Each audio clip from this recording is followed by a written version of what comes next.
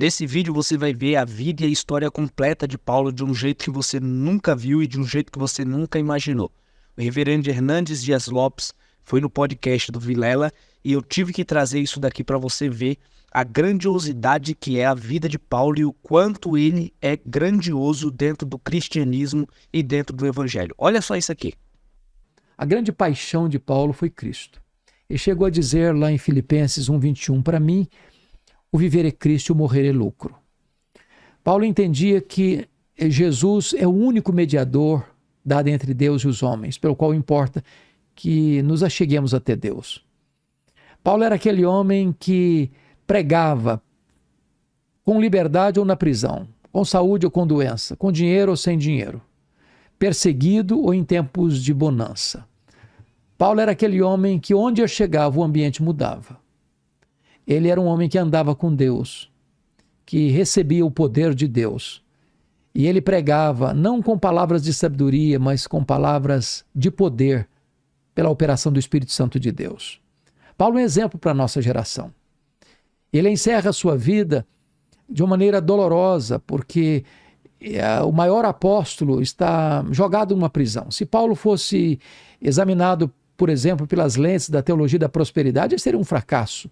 Ele termina a sua vida velho, cheio de cicatrizes, pobre, abandonado, acusado, condenado, passando privações de não ter uma capa surrada para usar no inverno tão rigoroso de Roma. Mas Paulo é aquele homem que deixa um legado permanente para a história do cristianismo. E conhecer o Senhor que ele pregou, Jesus Cristo, é o sentido da vida. Porque você pode ter dinheiro, você pode ter sucesso, você pode ter fama, você pode ter prazeres, você pode ter o mundo aos seus pés, você pode ter todas as medalhas de honra ou mérito, você pode ter tudo que o mundo possa lhe oferecer, você pode beber todas as taças dos prazeres que o mundo possa lhe dar, a sua vida continuará vazia e sem significado. A felicidade não está na bebida, a felicidade não está na riqueza, a felicidade não está na música, a felicidade não está nas festas, a felicidade não está nos prazeres da vida sexual, a felicidade não está na fama, a felicidade tem nome, e essa felicidade é Jesus. Foi isso que Paulo pregou, por isso Paulo viveu, por esta causa Paulo morreu. E eu quero convidar você hoje a conhecer a Jesus como seu Salvador pessoal, como Senhor da sua vida, porque só nele você pode desfrutar da vida eterna. E eu vou deixar para você aqui na descrição o livro Paulo, o maior líder do cristianismo, do reverendo Hernandes Dias Lopes, que conta toda a história de Paulo de maneira detalhada, de maneira bíblica, pela editora Agnus. E eu tenho certeza que vai ser uma bênção de Deus. Entre em contato aqui, pela Amazon está saindo em torno de R$35, R$30 esse livro. Tenho certeza que ele é muito edificante. E se você colocar o cupom Jovens Cristãos -20, você vai ganhar um desconto. E eu tenho certeza que vai ser muito bom para você. Deus te abençoe. Se você está aqui até agora, não se esquece de se inscrever no canal, deixar o seu joinha. E se você gosta desse tipo de conteúdo, coloca aqui nos comentários que nós vamos colocar mais esse tipo de conteúdo para te edificar. Nesse vídeo você vai ver a vida e a história completa de Paulo de um jeito que você nunca viu e de um jeito que você nunca imaginou.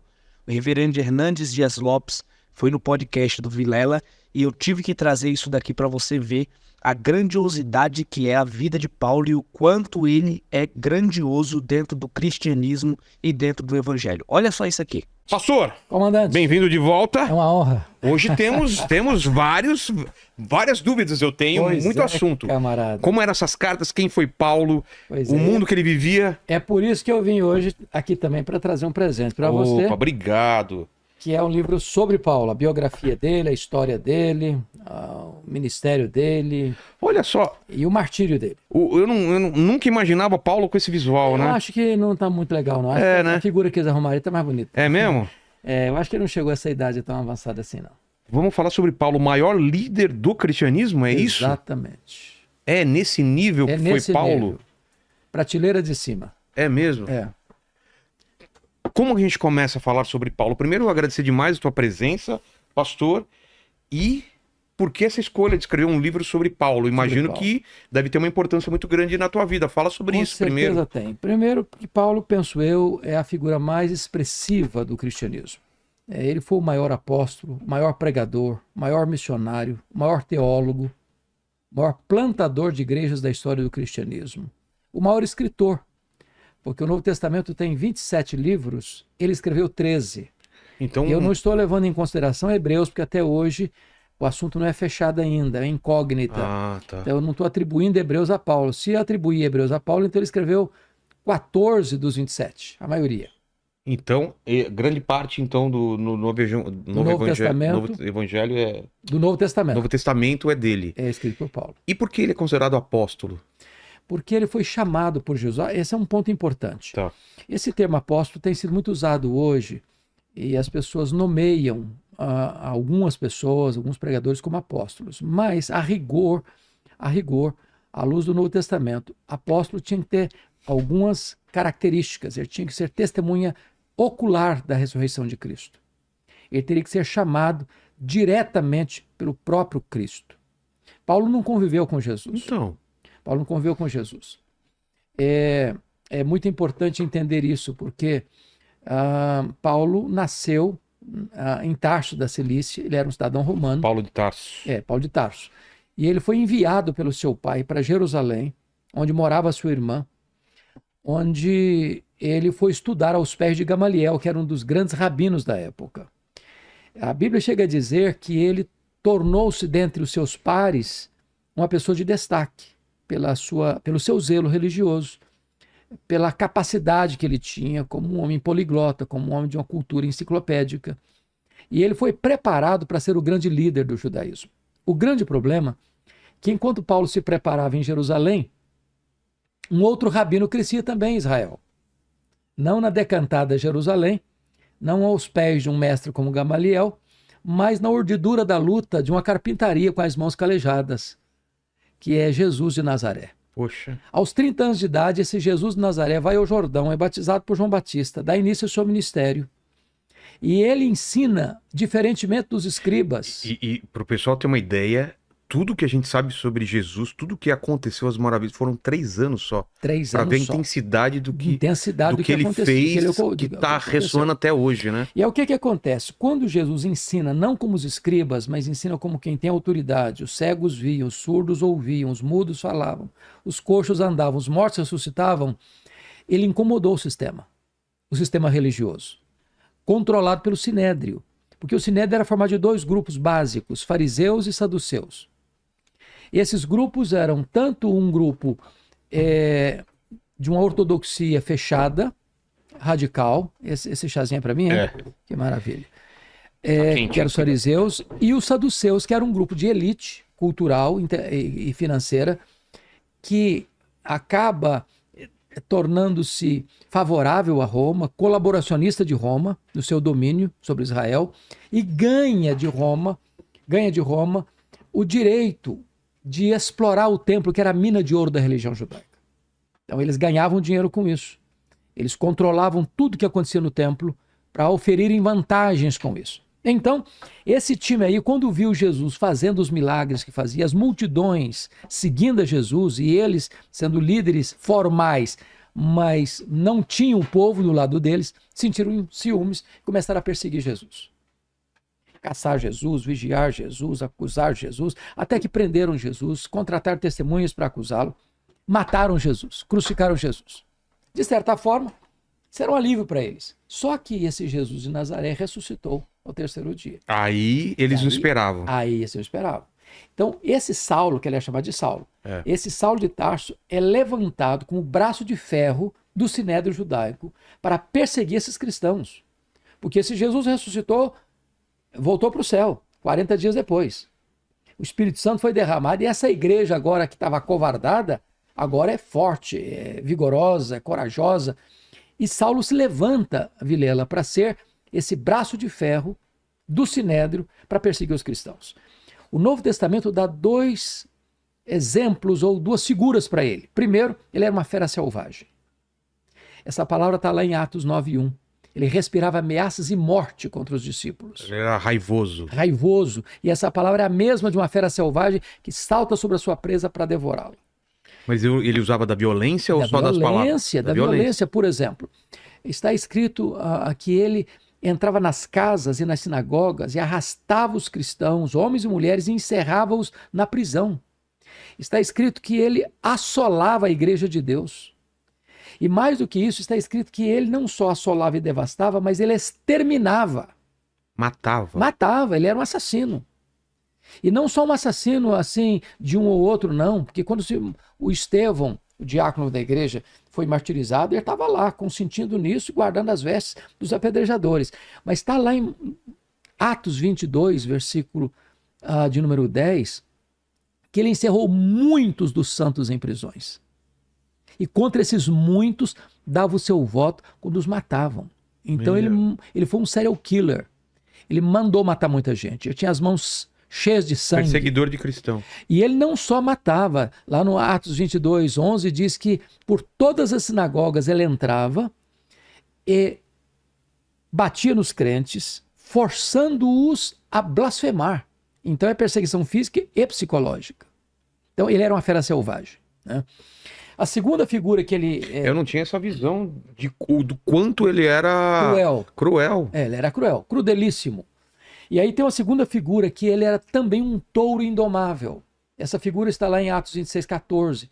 Quando o próprio Jesus aparece para ele em glória, no caminho de Damasco, ele estava indo prender os cristãos, joga-o ao chão e diz: Saulo, Saulo, por que me persegues? Dura coisa te é recalcitrares contra os aguilhões. Traduz pra gente. Traduzindo. O que Jesus está dizendo é o seguinte: quando você persegue os cristãos, você está perseguindo a mim. Porque se a igreja é o corpo e Jesus é o cabeça do corpo... Qual é a segunda parte? Qual é a segunda parte? Dura coisa te é recalcitrares contra os aguilhões. O que quer dizer O que significa isso? Aguilhão é um instrumento para amansar boi bravo. Sei. Até hoje. É o aguilhão, um ferrão. Tá. Então, o que significa isso? Significa que o Espírito Santo começou a trabalhar em Saulo não só ali, no dia da conversão dele, mas toda vez que ele entrava numa casa ou numa sinagoga e prendia um crente, batia num crente e forçava esse crente a blasfemar, e esse crente preferia morrer do que blasfemar, era o Espírito Santo picando a consciência dele, ferroando esse touro bravo. Só que esse touro bravo não quer ser amansado. De repente, o domador de touro bravos brada desde as alturas, joga-o ao chão e diz: Saulo, Saulo, por que me persegues? Dura coisa te é recalcitrares contra os aguilhões. Ele caiu já transformado, já convertido. E ele diz: quem és tu, Senhor? O Senhor respondeu: eu sou Jesus aqui. Isso acontece onde? Isso acontece no caminho de Damasco, chegando em Damasco. Deixa eu ver no mapa, esse é um mapa antigo, né, para ver, indo para Damasco. A Síria, que é a nossa Síria de hoje. Seria a Síria de hoje, tá.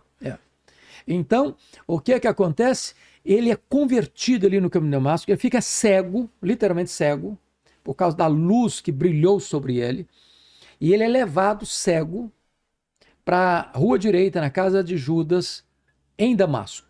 Qual Judas? Judas, não Judas Iscariotes, tá. Judas, Outro... um discípulo, que morava lá em Damasco. Aquele outro Judas... Não, aquele morreu. Aquele lá... Tem, inclusive, se foi. Se foi. Aí o que acontece? Como fala? Foi-se. Finou-se. Foi comer o capim pela raiz. Ou como meu filho faz, foi de base. Por causa do pé junto. Aí, Vilela, Deus diz para um discípulo lá de Damasco, Ananias, dizendo assim: vai lá na rua direita, na casa de Judas, e impõe as mãos sobre Saulo, para que ele seja curado. O Ananias respondeu assim: mas eu tenho escutado de muita gente quantos males tem feito este homem em Jerusalém aos teus santos. Deus respondeu: vai, porque ele é para mim um vaso escolhido, eu o enviarei para longe aos gentios, e eu lhe mostrarei o quanto importa sofrer pelo meu nome. Ananias vai, põe as mãos sobre ele, ele é curado, ele se levanta e é batizado, ele é revestido com o poder do Espírito Santo, e imediatamente, Atos 9:20 diz que ele passou a pregar nas sinagogas de Damasco, afirmando que Jesus é o Filho de Deus. Que coisa fantástica. Então ele já começa o seu ministério. Agora, talvez fosse importante, antes de entrar nas cartas, dizer uma coisa fantástica aqui, que poucas vezes você vai ouvir, talvez, na literatura. É que às vezes, Vilela, a gente pensa que ele começou a ser poderosamente usado por Deus logo depois da conversão. Isso não é fato. Não? Não é fato. Foi convertido, eu achei que ele já começou a pregar e servir. Começou a pregar. Só uma coisa para colocar lá, Damasco então fica lá embaixo. Aqui tá onde tá Israel hoje em dia, Jerusalém tá para lá, né? Jerusalém tá ali mais pro norte, a Síria mais pro norte, Israel tá mais embaixo ali, no mapa. Então, o que acontece? Isso é uma história muito bonita, Porque o Saulo, logo que ele foi convertido, ele foi passar 3 anos na Arábia. Fazer. E ele não subiu para Jerusalém depois da conversão dele em Damasco. O que ele foi fazer na Arábia? Ele foi fazer um seminário intensivo com Jesus. Ali Jesus revelou-se a ele. Como Jesus investiu 3 anos nos apóstolos em Israel, Jesus investe 3 anos em Saulo na Arábia. Ali na Arábia é que ele releu o Antigo Testamento e ele chega à seguinte conclusão: o Jesus que eu estava perseguindo é de fato o Messias. Convencido desta verdade, diz Gálatas 1,18, que ele retorna outra vez para Damasco e agora diz Atos 9,22 assim: Saulo mais e mais se fortalecia, confundindo os judeus, demonstrando que Jesus é o Cristo. Há uma diferença entre afirmar que Jesus é o Filho de Deus e demonstrar que Jesus é o Cristo. Demonstrar é provar uma tese detalhada, meticulosa e exaustivamente. A pergunta é, onde ele aprendeu isso? Os 3 anos na Arábia. Com quem? Com Jesus. Só com Jesus. Revelou-se a ele e ele foi reler o Antigo Testamento. Ele não tinha uma outra pessoa que seria Não tinha outra pessoa como aprendeu as doutrinas do judaísmo aos pés de Gamaliel. Jesus se revelou a ele. Então, o conteúdo doutrinário que Paulo vai passar nas suas cartas, ele as recebeu por revelação direta do próprio Senhor Jesus. Agora, quando ele chega em Damasco de novo, Vilela, e provando que Jesus é o Cristo, eles quiseram matá-lo. Os judeus quiseram matá-lo. Ele teve que fugir de noite. Com alegação de traição ou quê? Com a alegação de que ele está traindo a religião judaica. Ele, que era um ícone do judaísmo, agora pregando que este Jesus é o Messias, é o Filho de Deus. E aí ele vai subir para Jerusalém.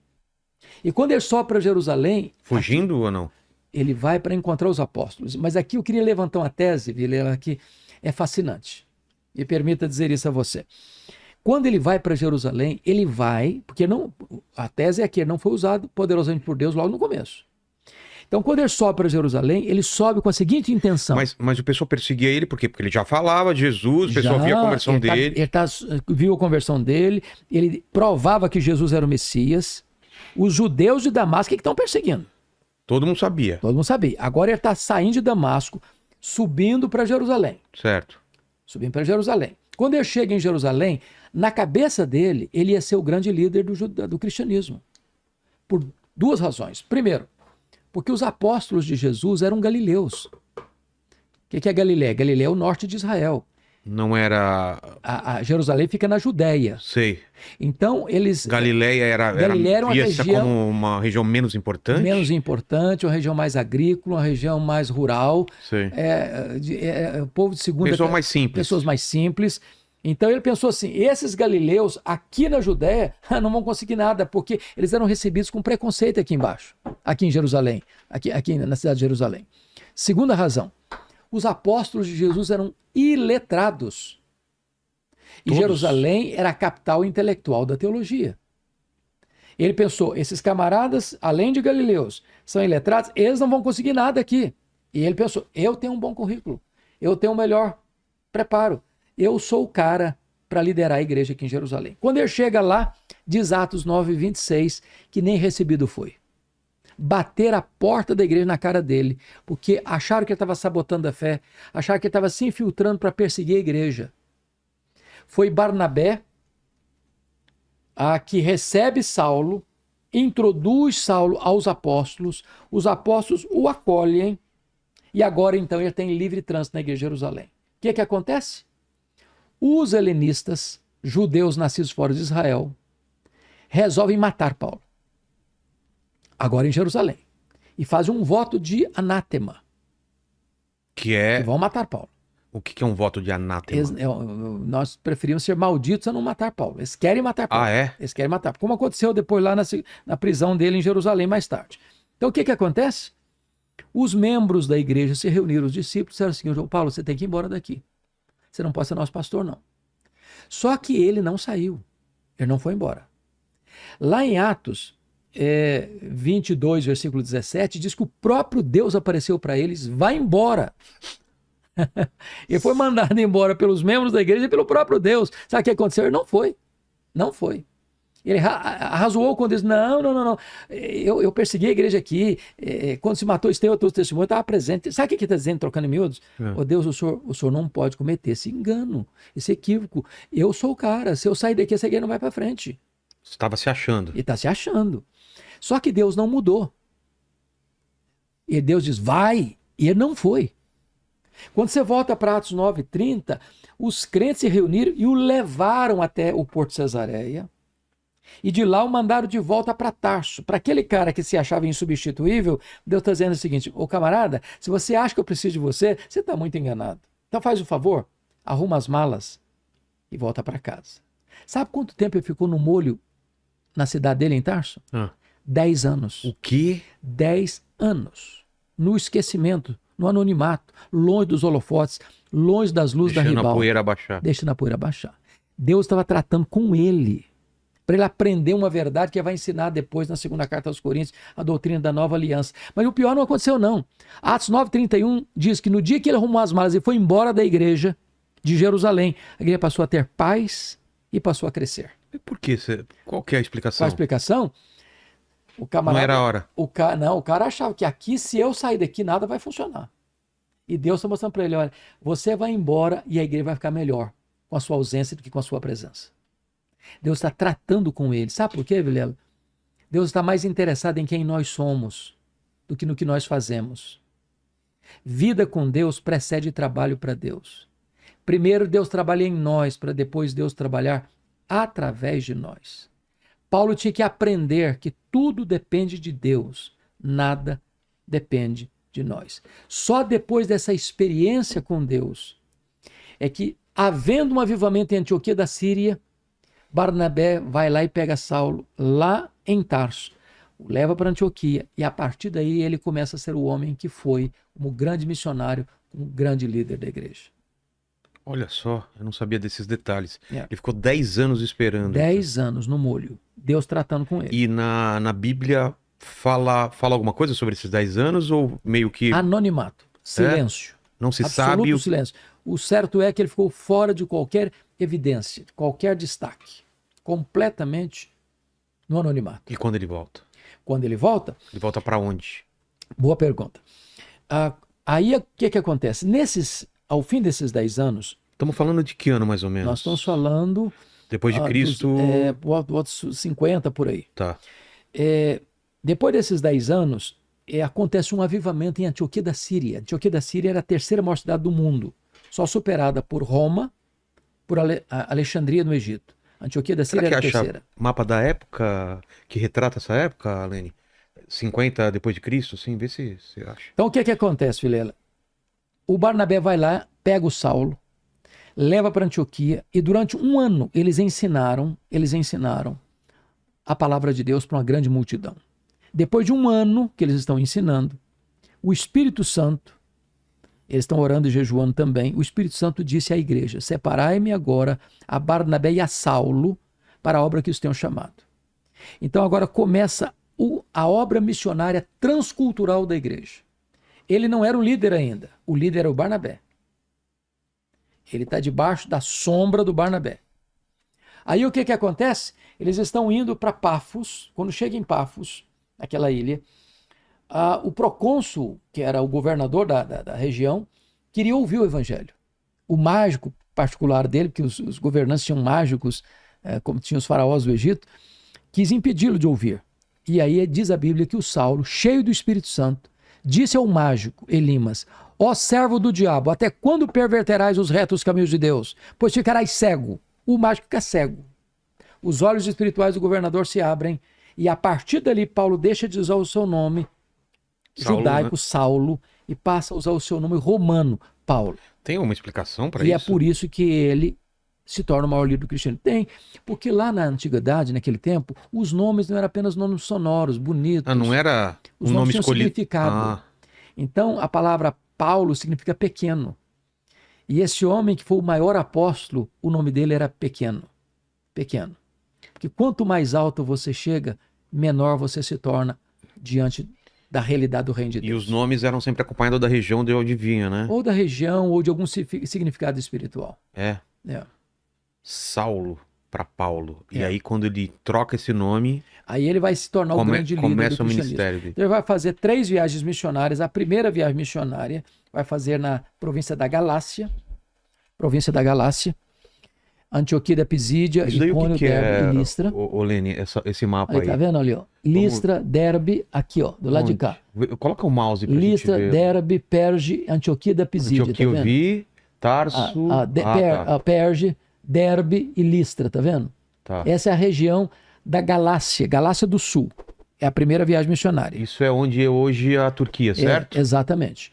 Depois ele faz uma segunda viagem missionária na província da Macedônia, que nós chamamos de Europa, do Ocidente. Tá. Então ele vai em Filipos,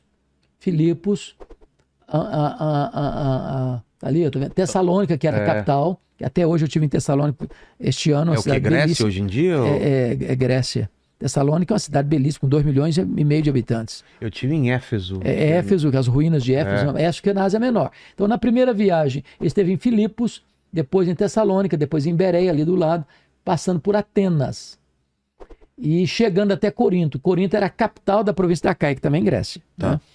E a terceira viagem missionária, ele vai ficar 3 anos em Éfeso. Não sei se Éfeso está ali lá, no mapa. tá lá. Tá lá. É, aqui. Isso. Até, Que fica isso. na Turquia. Era a capital. E ficando 3 anos em Éfeso, ele planta igrejas nessa região toda da província da Ásia Menor, como Esmirna, Pérgamo, Tiatira, Sardes, Filadélfia, Laodiceia, Colossos, Hierápolis. Então toda essa região tem a influência de Paulo. Toda essa região. E ele andava como? Andava a pé, cavalo? Andava a pé, nas viagens marítimas de navio. Mas o cavalo também? Não consta que ele tenha usado cavalo. Andava a pé, basicamente a pé. Imagina fazer isso a pé. Ele era um homem incrível. E o que é curioso é que por onde ele passou, por exemplo, só para perceber as perseguições que ele sofreu, ele foi perseguido em Damasco. Segundo, ele foi rejeitado em Jerusalém.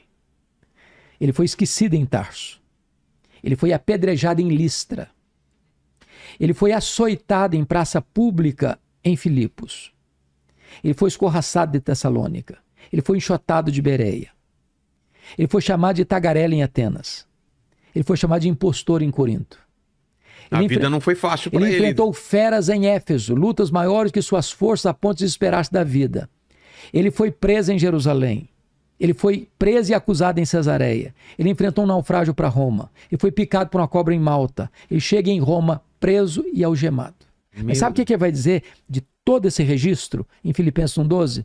Eu quero que vocês saibam, meus irmãos, que as coisas que me aconteceram tenham contribuído para o progresso do Evangelho. Esse cara não acreditava em acaso, não acreditava em sorte, não acreditava em azar, não acreditava em misticismo, não acreditava em determinismo cego. Esse homem entendia que a mão de Deus dirigia o seu destino. Por isso, ele nunca se considerou prisioneiro de César, mas prisioneiro de Cristo, embaixador em cadeias. Esse é o apóstolo Paulo. E o espinho na carne de Paulo? Opa, pergunta boa, hein? Agora eu quero Vamos tratar falar depois. disso? Você manda, a hora que você quiser. Você que sabe, pastor. Então vamos falar. Então vamos lá. Então vamos entender uma coisa muito importante aqui. Atos 9:13, quando ele está fazendo... Atos 13:13, quando ele está fazendo a primeira viagem missionária, ele para em Perge da Panfilha. Em Perge da Panfilha, um jovem que os acompanhava, chamado Marcos, que é o autor do Evangelho de Marcos, abandonou os 2 missionários, Barnabé e Paulo. Voltou para a casa da mãe dele em Jerusalém. A igreja de Jerusalém se reunia na casa da mãe dele. A pergunta é por quê? Por que o Marcos abandonou os 2 missionários? Eu estou ligando isso aqui com o espinho na carne. Estou falando isso aqui porque está ligado. Primeiro, talvez porque ele pensou que missões fosse turismo, ele era muito jovem, desencantou. Segundo, porque quando ele saiu de Antioquia, quem era o chefe da caravana era o primo dele, Barnabé. Aí mudou no meio do caminho a liderança para Paulo e falou, não, eu acho que com a liderança desse aqui eu não vou não. Mas a terceira possibilidade, a que eu creio, está escrita em Gálatas 4, que Paulo pregou o evangelho pela primeira vez na Galácia. Antioquia da Pisídia, Icônio, Derbe e Listra. Aqui nessa linha de... tá vendo aí? Tá. Pregou o evangelho pela primeira vez nessa região por causa de uma enfermidade física. Que enfermidade física era essa? Porque não consta que ele tenha saído de Antioquia da Síria doente. Mas consta que chegou no primeiro destino da primeira viagem missionária, na Galácia do Sul, doente. Muito provavelmente essa doença é a mesma que ele refere-se a 2 Coríntios 12:7, um espinho na carne, mensageiro de Satanás, para me esbofetear, a fim de que eu não me ensoberbecesse. Então, notinha de rodapé. Entendi. O espinho na carne de Paulo veio de Deus ou de Satanás? De Satanás. A resposta é de Deus. Por quê? Por quê? É uma boa pergunta. Por quê? Por que eu posso afirmar para você, insofismavelmente, que o espinho na carne de Paulo veio de Deus? Por causa do propósito, para que ele não se ensoberbecesse. Você tem alguma dúvida que Satanás luta o dia inteiro para fazer as pessoas um balão de soberba? Claro que ele luta para isso, Então, não para evitar isso. Né? Então, o contexto que Paulo menciona isso é porque ele está defendendo o seu apostolado na sua carta, 2 Coríntios, e ele precisa, a contragosto, declarar uma experiência que ele teve há 14 anos, de um êxtase, de um arrebatamento, onde ele chegou ao terceiro céu e ouviu coisas inefáveis. Para contrapor com a glória dessa revelação, Deus colocou nele um espinho na carne, para que ele não se ensoberbecesse. Para que ele não se ensoberbecesse. Então, esse Marcos deve ter pensado assim, porque perto da Panfilha, onde eles estavam, era uma região alagadiça, pantanosa, com forte incidência de malária. Possivelmente Paulo pegou uma malária que afetava inclusive a visão, com a dor de cabeça alucinante. E quando ele chegou na Galácia, os crentes da Galácia, se possível, teriam arrancado os próprios olhos para dar a Paulo. Então, dá-nos a impressão que o problema de espinho na carne de Paulo, a doença de Paulo, era um problema que afetou a sua visão. É por isso que ele usava um secretário para escrever suas cartas. Entendi. Então, esse espinho na carne, possivelmente, era uma doença física mesmo e estava relacionado à sua visão. Embora não é um assunto fechado. Há muitas opiniões diversas, mas eu acho que essa é a mais consistente, a mais coerente. Entendi. E agora, para onde a gente vai? Para as cartas? Vamos para as cartas. O que eram essas cartas? Por que ele escrevia cartas? Aliás... É uma excelente pergunta. Aliás, por que ele escreveu as cartas e ele estava plantando igrejas e ele estava imaginando que essas cartas um dia se reuniriam na Bíblia? Como que é? Como estava sendo... Existia um Novo Testamento já? Estava em formação. Veja bem, a revelação de Deus, ela é progressiva. O Antigo Testamento, ela é progressiva no Novo Testamento até Cristo. A revelação é progressiva até Cristo. Hebreus, capítulo 1, versículo 1 diz que Deus falou muitas vezes, de muitas maneiras, aos pais pelos profetas. Agora, ele nos fala pelo Filho. Em outras palavras, ela é progressiva até Jesus, mas não a partir de Jesus. Tá. Mas no tempo de Paulo e Pedro, já tinha consciência, eu vou te mostrar isso aqui na segunda carta de Pedro, já tinha-se consciência que o que Paulo escrevia já tinha o peso canônico. Ah, é? Olha aqui que coisa interessante. 2 de Pedro 3,15. E tende por salvação a longanimidade de nosso Senhor, como igualmente o nosso amado irmão Paulo vos escreveu, segundo a sabedoria que lhe foi dada, ao falar acerca destes assuntos, como de fato costuma fazer em todas as suas epístolas, nas quais há certas coisas difíceis de entender, que os ignorantes e instáveis deturpam, como também deturpam as demais escrituras. Então Pedro, que é contemporâneo de Paulo, considera as cartas de Paulo como componentes das escrituras. Então a aceitação já foi praticamente imediata. Então, por que Paulo escrevia essas cartas? Então, ele escrevia porque certamente ele não podia estar lá presencialmente. Que tipos de carta Paulo escreveu? Paulo escreveu cartas às igrejas, Paulo escreveu cartas pastorais. Então ele escreveu para a igreja de Roma, ele escreveu para as igrejas da Galácia, ele escreveu para a igreja de Éfeso, ele escreveu para a igreja de Filipos, ele escreveu para a igreja de Colossos, ele escreveu para a igreja de Tessalônica, e ele escreveu cartas pastorais. O que é cartas pastorais? É carta de Paulo para pastores que trabalhavam com ele. Escreveu Timóteo, escreveu Tito e escreveu também o que nós poderíamos chamar de um memorando, que é a carta a Filemon. E daqui a pouquinho, se você quiser, a gente trata do que significa essa carta. Tá bom. Né? Então, esse é o conjunto de cartas que Paulo escreveu. Nós poderíamos pensar um pouquinho na cronologia delas. Tá. Primeiro, Paulo escreveu a primeira carta, foi Gálatas. Por que Gálatas? Lembra que a primeira viagem foi na região da Galácia, hoje Antioquia, certo? Quando Paulo retorna desta viagem, conforme Atos 14, 24, 26 e 27, ele reúne a igreja, compartilha com a igreja de Antioquia, que foi a igreja enviadora, quantas coisas fizera Deus por intermédio deles, não quantas coisas fizeram eles, mas quanta coisa fizera Deus, e como Deus abriu a porta do evangelho para os gentios. Aí os membros da seita dos fariseus descem de Jerusalém e dizem assim para esses crentes gentios que estavam sendo recebidos na igreja: se vocês não se circuncidarem, se vocês não guardarem a lei de Moisés, vocês não poderão ser salvos. Bom, isso não é evangelho. Isso é uma perversão do evangelho. Total. Isso é dizer que a obra de Cristo não foi suficiente, que o sacrifício de Cristo não valeu, que a morte de Cristo não é o suficiente, que só a fé em Cristo não basta. Então, foi preciso ter um concílio da igreja, o seu chazinho. Opa, valeu. Foi preciso ter um concílio geral na igreja para resolver o problema doutrinário. Aqui uma coisa importante, Vilela. Não se pode fazer missões se a teologia está ruim. Porque se a teologia é ruim, quanto mais se prega, pior fica. Foi necessário que corrigisse a rota doutrinária da igreja. E esse concílio se reuniu com os presbíteros e apóstolos e tomaram a decisão, e escreveram a decisão, e comunicaram às igrejas. É só a fé em Jesus. E não a fé em Jesus mais a circuncisão. Não é só a fé em Jesus mais obras. Não é fé em Jesus mais ritual sagrado. É só Jesus que salva. A decisão está tomada, a decisão está escrita, a decisão está comunicada. Então Paulo escreve a primeira carta aos crentes da Galácia para refutar essa influência perniciosa dos judaizantes que queriam atrapalhar o andamento da igreja, minar a autoridade de Paulo como apóstolo e minar a liberdade dos crentes em Cristo. Então, Gálatas, eu diria para você que é a grande bandeira da liberdade cristã. É a carta que, juntamente com Romanos, é a grande carta que inspirou os reformadores a dar o brado da reforma do século XVI. É só a fé em Jesus a condição para a salvação. Não se acrescenta mais nada. Essa é a primeira carta. Então ela é importantíssima nesse sentido, né? Fundamental. Fundamental. Fundamental. É uma das cartas mais apologéticas de Paulo. E tem tudo a ver com a reforma, né, protestante.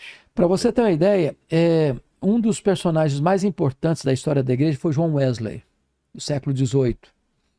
E John Wesley, embora tenha sido criado numa vida de piedade, seu pai era pastor, sua mãe era uma mulher de oração, etc. e tal, mas a experiência de conversão de Wesley se deu quando ele ouviu a leitura do prefácio do comentário de Lutero à Carta aos Gálatas. Ali ele teve uma experiência profunda com Deus e passou a ser o homem que ele foi, o maior avivalista do século XVIII.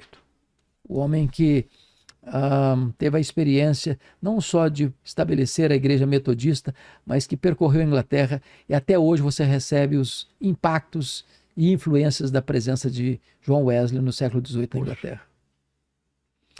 Depois dessa carta aos Gálatas, a outra carta, eu estou trabalhando a questão da cronologia. Tá bom. Você acha que seria bom? Eu acho melhor assim, numa linha do tempo, né? Na linha do tempo. Então, depois Paulo foi para a segunda viagem missionária. Na segunda viagem missionária, ele passou então por Filipos, ele saiu de Troade, desembarcou em Neápolis, que é a região portuária. Dali ele foi a Filipos, que era uma colônia romana. Depois ele foi para Tessalônica. Depois ele foi para Bereia. Depois ele foi para Atenas. Depois foi para Corinto. Só em Corinto é que ele se estabeleceu por um tempo maior, 18 meses. De Corinto, que fica... Coloca um mapa Tá lá. pra gente de novo. Ali, Kratos, por Corinto favor. ali, ó. Tá vendo? Perto de Atenas, tá vendo? Corinto, sim. Então, Corinto é uma região banhada por dois mares, o Mar Jônico e o Mar Egeu. Corinto era a capital de uma província, a província da Caia. Tá.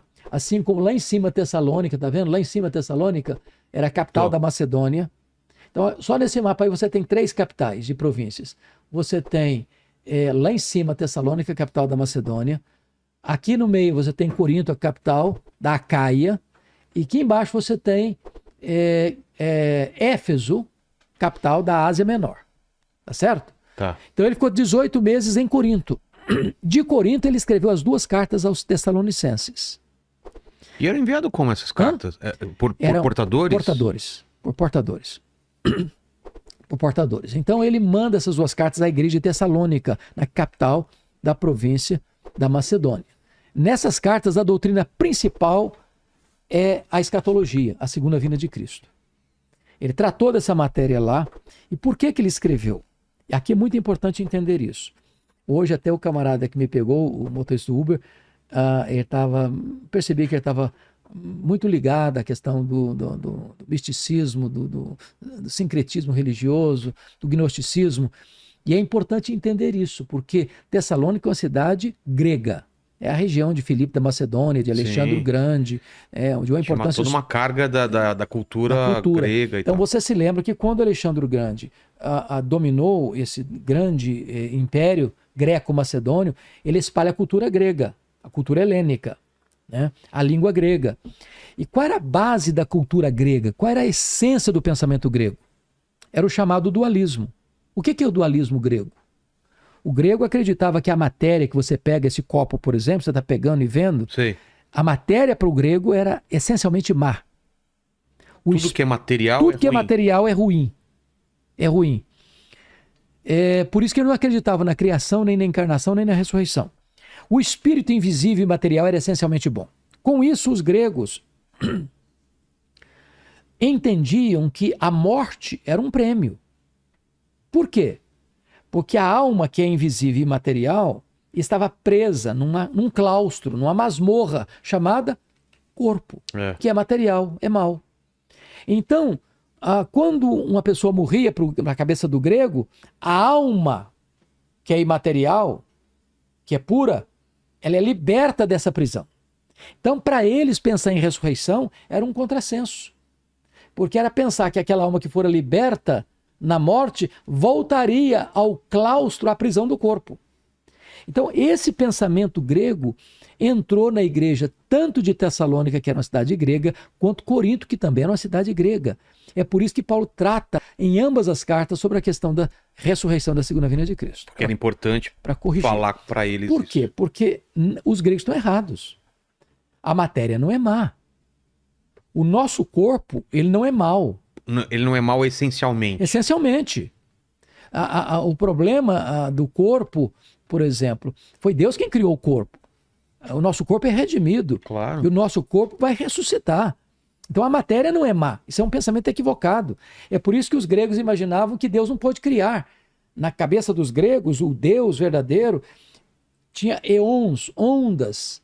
Esses eons de Deus vão se distanciando de Deus, distanciando de Deus, distanciando de Deus. Então, aquele eon lá no final, que não tinha mais nada a ver com esse Deus original aqui, é que criou. Porque se a matéria é má, ela não pode ter sido criada por um Deus que é bom.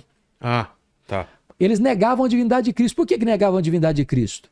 É por isso que João escreveu o Evangelho, para provar que Jesus é Deus. Por quê? Porque os gregos não podiam imaginar que Porque Jesus... ele encarnou. Se ele encarnou e a matéria é má, então não pode ser bom. Se não pode ser bom, não pode ser Deus. Então negava a divindade de Cristo. Entendi. Então João escreve para dizer, não, a matéria não é má e o verbo eterno se fez carne e habitou entre nós, cheio de graça e de verdade, vimos a sua glória, glória como do unigênito Pai. Então as cartas aos Tessalonicenses são escritas para corrigir esse problema da influência da cultura grega, do helenismo dentro das igrejas. Helenismo é a cultura grega. É. Cultura grega, exatamente. Então a gente vai perceber que cada carta trata de assuntos que eram pertinentes para aquela região. Exatamente. Os problemas que tinham. Tá. Paulo, via de regra, ou escrevia para responder alguma pergunta que era feita, ou escrevia para instruir a igreja acerca de alguma coisa que ela precisava. Ou escrevia também para alertar a igreja da influência perniciosa dos falsos mestres, dos falsos profetas, dos falsos apóstolos que itinerantemente tentavam explorar as igrejas. E via de regra os falsos mestres estavam atrás do dinheiro do povo, não se importando com a vida espiritual do povo. Parece que não mudou muita coisa. Eu ia falar, né? Parece que estamos falando dos tempos atuais. É, né? parece que sim. Sempre vai ter, né? Yeah. Essa mistura. Pois é. Aí você pode, na linha do tempo, depois Paulo vai ficar 3 anos em Éfeso. Quando ele fica 3 anos em Éfeso, ele escreve... Coloca a foto de Éfeso, ô Lene, é bonito pra caramba lá, né? Tem uns restos arqueológicos. Éfeso hospedava, para você ter uma ideia, o templo da deusa Diana, que era uma das 7 maravilhas do mundo antigo. 4 vezes maior que o Partenon de Atenas. A cidade de Éfeso era um colosso, era um extraordinário. Era uma cidade magnífica. Era de porto, era, né? Era a cidade portuária famosíssima. Era uma capital. Você teve lá, as ruínas de Éfeso retratam a grandeza da cidade. Você conseguir achar essas ruínas, Lene, são coisas... Mostra a pujança da cidade. Né? E a cidade de Éfeso tinha 2 características. Era uma cidade extremamente idólatra por causa do templo da deusa Diana, porque os nichos do templo, ou seja, as miniaturas do templo, eram o principal produto de souvenir para os turistas que chegavam e saíam. E eram vendidos. E era uma cidade fortemente marcada pelo sincretismo religioso. E mais, uma cidade fortemente marcada pelo culto ao imperador como Deus. Então, ser cristão em Éfeso era uma luta. É por isso que Paulo diz que enfrentou feras. Ele enfrentou perigos, ameaças maiores do que suas próprias forças, a ponto de desesperar-se da vida. Olha lá, ó. Aí, olha Cara, olha que incrível. Isso são as ruínas. São as ruínas. Imagina isso no apogeu, né? No apogeu. Cidade de mais de 200 mil habitantes na época. Cara, e tinha um sistema de banheiros públicos, aí tudo que tá ainda... Ginásio, estádios, biblioteca. Cara, que coisa impressionante. Impressionante. E aí, então, Paulo estando nessa cidade, ele já saiu de Corinto, lembra que ficou 18 meses em Corinto? Não sei se vai achar também alguma representação artística de como poderia ser naquela época. Deve achar alguma coisa. De Corinto? Não, de Éfeso. E depois de Corinto, né? Então, ele escreve de Éfeso as 2 cartas à igreja de Corinto. Na primeira carta, Paulo, desculpa, Vilela, Rogério Vilela. Que honra. Paulo, a pessoa, eu tô te chamando de Paulo. Tem um Paulo aqui, ó. O nosso Kratos é um Paulo aqui, ó. Esse aí é o Paulo. É Paulo. Pois é. Então, o que acontece? Na primeira carta, Paulo escreve para tratar de alguns problemas que ele toma conhecimento quando está lá em Éfeso. A igreja, quando ele saiu de lá... De Corinto. Por causa da cultura grega. Qual a cultura grega? Você sabe disso. O povo ia para a ágora, para a praça. O que era a praça? Era o lugar onde acontecia tudo. Era o lugar onde as pessoas discursavam, o debate. Os oradores iam para lá, os filósofos iam para lá, expor a sua cosmovisão, as suas ideias, arranjar os seus adeptos. Então o que acontece? Quando Paulo sai, olha que coisa. Olha, cara, que impressionante. Impressionante. E resta ainda um pouco desse caminho aí com umas colunas, cara. Olha que impressionante. Coisa fascinante. Fascinante. Então, quando Paulo sai de Corinto, a igreja se divide em 4 grupos. Torna-se uma igreja pluripartidária. Uns dizem, eu sou de Paulo. Outros dizem, eu sou de Apolo. Outros dizem, eu sou de Pedro. Outros dizem, eu sou de Cristo. De Apolo? Apolo, porque Apolo era grego. Então. Apolo era um grande orador. Mistura? Ele era um grande orador. Não Apolo, Deus Apolo. Não, Deus Apolo. Apolo uma pessoa. Uma pessoa, um cristão, que foi discipulado por Priscila e Áquila. Tá. E que foi um grande pregador, que esteve em Corinto. Apolo, Deus ou semideus também, não lembro agora, né? Apolo era um dos principais dentro do panteão, né, dos deuses gregos. Então, o que acontece?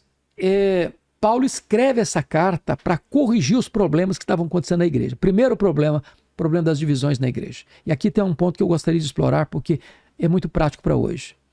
Hoje nós estamos vivendo na igreja cristã, Vilela, o problema do estrelismo, dos ícones.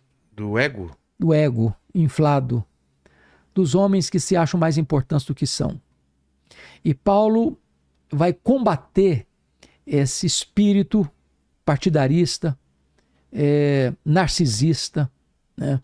Dizendo o seguinte: quem é Paulo? Ele pergunta. Quem é Apolo? Ele responde: apenas servos por meio de quem vocês creram. Eu plantei, Apolo regou, mas o crescimento veio de Deus. De tal maneira que nem o que planta, nem o que rega é coisa nenhuma, mas Deus que dá o crescimento. E aí ele vai botar o machado da verdade na raiz desse problema, dizendo o seguinte: importa que os homens nos considerem como ministros, como dispenseiros. Que se requer dos dispenseiros que sejam encontrados fiéis. Eu quero pegar a palavra ministro aí. Tá. 1 Coríntios 4:1. A palavra ministro na língua portuguesa significa o quê? Pensa no mundo político. O que é um ministro? É um cara que tá num cargo público Primeiro escalão do governo, certo? Desculpa, escolhido pelo governo. Primeiro escalão. Para cuidar de alguma área. Alguma área. Então ele é primeiro escalão do governo. Isso. Se você pensa, palavra ministro no campo eclesiástico, religioso, ministro Também é o cuida líder. de uma área, um líder. Ele é o cuida líder. de uma área. Só que a palavra que Paulo usou lá não tem nada a ver com isso. Não? Havia 3 palavras para servo no grego. A palavra diáconos, a palavra doulos e a palavra huipereta. A palavra ministro aí é huipereta. E huipereta é inferior a diáconos, inferior a doulos, que é escravo. Ah, é? É. Huipereta aí é o remador de galé. Lembra do filme Ben-Hur? Sim. O cara que está condenado à morte, mas cara antes de morrer tem Um que prestar. tambor e Isso, a galera lá rema. lá no porão. Sim. Lá no porão. Então, o ministro aí é o remador de galés. O que Paulo está fazendo? O cara está com um ego inflado, um peito estufado, com o nariz empinado. E Paulo diz assim, olha, vamos descer do pedestal. Nós não somos nada mais, nada menos do que riperetas. Então, na igreja de Deus não tem espaço para estrelas brilharem, se o sol da justiça está brilhando. Na igreja de Deus não tem espaço para estrelismo, para caudilhos, para chefes, para donos. A igreja de Deus só tem um chefe, só tem um dono, só tem um Senhor, que é Jesus Cristo. Então, Paulo desbasta essa ideia de ícone na igreja. Onde é isso? É Corinto? Essa é Corinto. É. Olha só. Corinto, você sabe que ficava o templo de Afrodite. Você já esteve em Corinto, nas ruínas de Corinto? Não, pertinho de não. Atenas. Pois é, Corinto ficava o templo. Não, perto de Atena? Perto de Atenas. Então, tive, 80 quilômetros de Atenas. Faz tempo, não lembro, mas eu tive sim. Então ali ficava o templo de Afrodite. O templo de Afrodite tinha 1000 prostitutas cultuais. E agora vai entrar dentro do assunto que eu vou tratar aqui. Tá. O que acontecia? Essas prostitutas cultuais, você quer mais chá, né? Cara, esse daqui era o mesmo que tava aqui? É que já esfriou o seu chá. Tô vendo né, que não tem gosto nenhum, tô bebendo água. Não acredito que ele fez isso. Eu acho que você devia comer uma balinha dessa aqui para adoçar a sua Esse é boca. outro novo. Tá, achei que você tinha usado. Aqui, ó. Se você quer açúcar, aqui, ó. Porque eu falei, tá com gosto de água, isso daqui ele deve ter usado o mesmo que foi antes. Ele deu uma representação, Lene, de como seria. De Corinto. Olha aí. Cara, olha que legal isso. Então, você percebe que tá no alto, tá vendo? Lá embaixo tá a região, que o Corinto é banhado por dois mares. Tá. Mar Jônico e Mar Egeu. Certo? Aí fica o Istmo de Corinto, que foi feito mais recentemente. Então, essas prostitutas desciam à noite, 1000 prostitutas, para os cais, porque os navios chegavam. A gente chegava todo dia e saía todo dia. Se prostituíam. Certo. Então, a Corinto era uma cidade tão promíscua que a palavra corintianizar não tem nada a ver com futebol. Nossa, agora eu já fiquei. Não olha tem nada a ver com só. futebol. Eu não sei o que você tá pensando, Lene. É melhor não falar. É melhor não falar. É melhor não falar. Eu sou corintiano, Pula então. esse assunto, pula esse assunto. Mas é isso mesmo? A palavra corintianizar era um palavrão. Um palavrão. Um palavrão.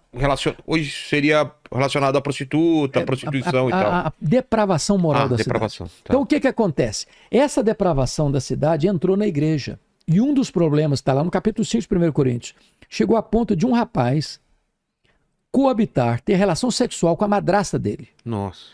Lá na igreja de Corinto.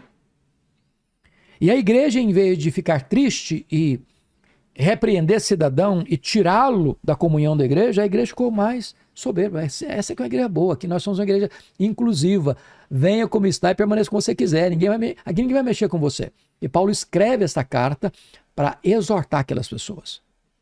Aquele camarada tinha que ser disciplinado para que a igreja fosse protegida, para que aquela pessoa fosse levada ao arrependimento, para depois de arrependido voltar à comunhão da igreja. No capítulo... Desde aquela época, a fase do Corinthians já estava ruim, hein? Já viu, cara? É verdade. A fama já era ruim. No capítulo 6, Paulo vai lidar com outro problema que estava acontecendo na igreja, que é o problema das brigas internas. Briga por vaidades. Por vaidade, vaidades, por posto. Brigas internas, Sim. domésticas. E Paulo, não só brigava não, levava essas brigas lá para fora da igreja. Paulo... Briga de pancada, de porrada? Não, briga de contenda. Ideias, né? De ideias. De contendas. E levava o problema lá para fora, para resolver. No capítulo 7, e esse é um ponto importante, Paulo tem que lidar com outro problema da igreja, que era o problema do casamento. Olha aqui que coisa interessante. Como assim? Numa cultura onde havia promiscuidade, você sabe que o homem tem mania do extremo, não é verdade? Claro. Ou para Então, um lado ou para o outro. O cara ou ele sai de um extremo para ir para o outro. Então, como eles tinham uma vida muito promíscua, algum grupo na igreja começou a pensar assim, esse negócio de sexo é errado até no casamento. Não pode transar nem sendo casado. Nem sendo casado. Aí o que Paulo vai fazer? Vai instruir a igreja como é que acontece isso. E ele diz assim, o homem conceda à mulher o que lhe é devido. Está falando de sexo. Tá. Semelhantemente, a mulher ao seu marido. O marido não tem poder sobre o seu próprio corpo, e sim a mulher. A mulher não tem poder sobre o seu próprio corpo, e sim o marido. Não vos priveis um ao outro, salvo talvez por mútuo consentimento, para vos dedicares à oração, e novamente vos ajuntardes, a fim de que Satanás não vos tente por causa da incontinência. Então o que Paulo está dizendo? Paulo está dizendo que o sexo fora do casamento, antes do casamento é pecado, fora do casamento é pecado, mas o sexo no casamento é uma ordenança de Deus. Exato. Então o sexo não é pecaminoso. O sexo é bom, é puro, é santo, é deleitoso. Mas o sexo precisa ser exercido dentro do contexto conjugal, matrimonial. Então Paulo tem que instruir a igreja sobre isso. Depois ele trata do problema da liberdade cristã. Por exemplo, o que pode e o que não pode? Por exemplo, crente pode fazer uma fezinha na loteria? Ah, essas questões. Porque o problema lá não era esse. Se discutia também se ele bebe cerveja, se não bebe cerveja. Guardar o sábado, o domingo. Não guarda domingo, se fuma cachimbo, se não fuma cachimbo. Mas eram se vai à praia no domingo. questões? Não eram essas questões. Quais questões eram? Quais as questões? Comer carne sacrificada aos ídolos, pode ou não pode? Porque veja bem, a crendice dos deuses circulava e dominava tudo na vida daquele povo. Então, por exemplo, antes de comer uma carne, eles iam lá e sacrificavam aqueles alimentos aos ídolos deles. Sei. Aos ídolos. Então, Paulo está dizendo o seguinte... Derramava o sangue para esses ídolos. Faziam rituais de consagração. Então, como tem hoje, em alguns círculos religiosos. Né? Então, Paulo diz o seguinte, olha, o que pode e o que não pode? Porque na vida você tem coisas morais, amorais e imorais. O moral é certo hoje, vai ser certo amanhã, foi certo ontem, é certo sempre. Falar a verdade é certo. Falar a mentira, errado. A coisa que é imoral é imoral, ontem, hoje, amanhã. Falar mentira foi um problema ontem, problema hoje vai ser amanhã também. Amoral depende da circunstância. E Paulo dá 3 exemplos. É o seguinte, olha, no templo do ídolo, lembra que ele está falando para a igreja de Corinto, lá no templo de Afrodite, as 1000 prostitutas são lá. Sacrificavam-se animais lá, consagrava-se aquilo lá aos ídolos. Ele diz o seguinte, lá no templo do ídolo, você que é um cristão não deve ir. Lá você não deve ir, comer carne sacrificada a ídolos, porque você vai ferir a consciência das pessoas mais fracas. Segundo lugar, ele diz o seguinte, se você for ao mercado e a pessoa disser para você, essa carne que está aqui foi consagrada aos ídolos, não compre essa carne. Se você não souber, não vai fazer efeito nenhum, você pode comer, pode ter sido consagrado, que não vai ter problema nenhum. Mas se você souber que foi, não compre. Terceira possibilidade, se o seu vizinho, que não é cristão, ele é adorador dos ídolos, chamar você para jantar na casa dele, e você vai, e você deve comer de tudo que for posto na mesa, diz Paulo. Agora, se o seu vizinho falar assim, olha, essa carne aqui foi consagrada ao ídolo, dessa carne você não deve comer. É um problema amoral, depende da circunstância, depende do ambiente. Então, Paulo trata da questão da liberdade cristã. O meu direito não pode ofender a sua liberdade. Ou, melhor dizendo, a minha liberdade não pode ofender o seu direito. Entendi.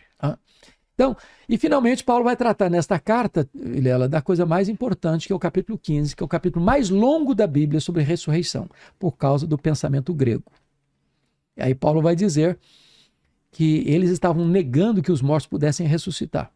Então Paulo vai fazer toda uma defesa apologética da ressurreição de Cristo no capítulo 15, provando que Cristo ressuscitou e como ele ressuscitou com primícias, todos nós vamos ressuscitar também com um corpo imortal, incorruptível, glorioso, poderoso, espiritual, celestial, semelhante ao corpo da glória do Senhor Jesus. Então Paulo encerra com as saudações do capítulo 16 e esta é a primeira carta aos Coríntios. A segunda carta é a mais pessoal de Paulo, a mais apologética de Paulo.